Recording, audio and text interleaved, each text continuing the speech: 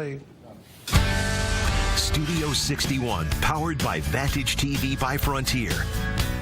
Now, with those cold temperatures you were talking about, it's a good time to remind people in the region to become a cold weather companion to a local senior, whether that person is a loved one, a neighbor, or maybe even just a stranger. Joining us to talk about that is the owner of Synergy HomeCare of Fairfield, Jay Kiley.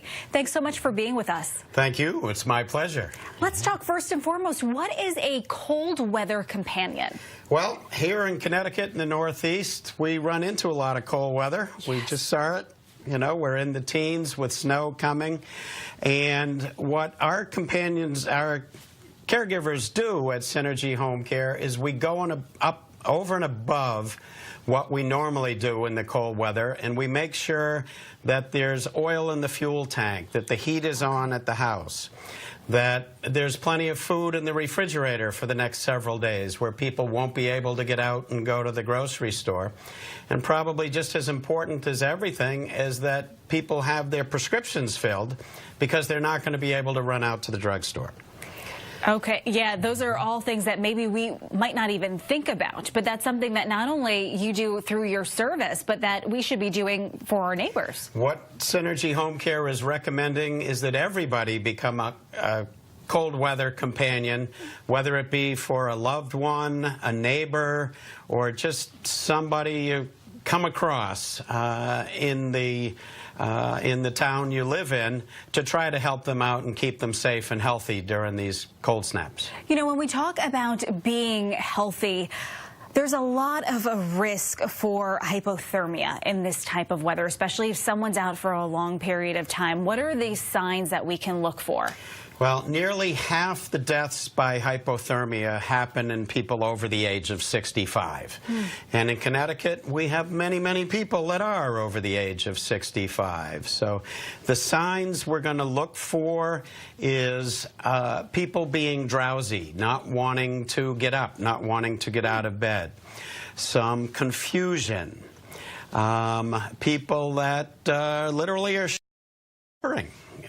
It comes right out, and sometimes you will see it just on one side of the body, which is strange and lets you know that it's time to give a doctor a call and warm things up. And what we run into with some of our elderly people in Connecticut is with the high fuel prices, they don't keep their thermostats where they should be, and they're trying to keep the heat around 60, which can lead to hypothermia in an elderly adult. Wow, yeah, and just 60, you know, that's impressive. How about other maybe winter activities that the elderly should look to avoid or at least ask for help with? Definitely. We want them to avoid going outside when it's extremely cold. If you need to run an errand, call a friend, a neighbor, a companion to go out and do that for you. And shoveling snow is a big thing. Yeah. We all hear about it all the time. Somebody goes out, oh, they think it's easy, they want to clear out the driveway, and between the cold weather and people not being as young and as healthy as they used to be, it can be very dangerous. The physical exertion can just be too much.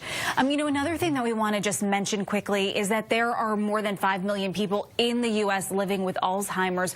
What are some concerns with that particular group and the elderly people who we see with Alzheimer's when it has to do with this cold weather? One of the biggest concerns with Alzheimer's, which affects many, many people, half the people over the age of 85 tend to have some form of dementia, and it can affect people at a much younger age. The wild thing is that 60% of those people, 3 out of 5, will tend to wander.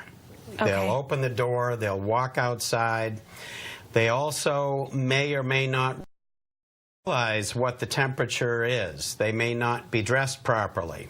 It's not unusual to find somebody dressed with Alzheimer's in summer clothes in the winter, and if, God forbid, they were to go outside, it could lead to drastic consequences.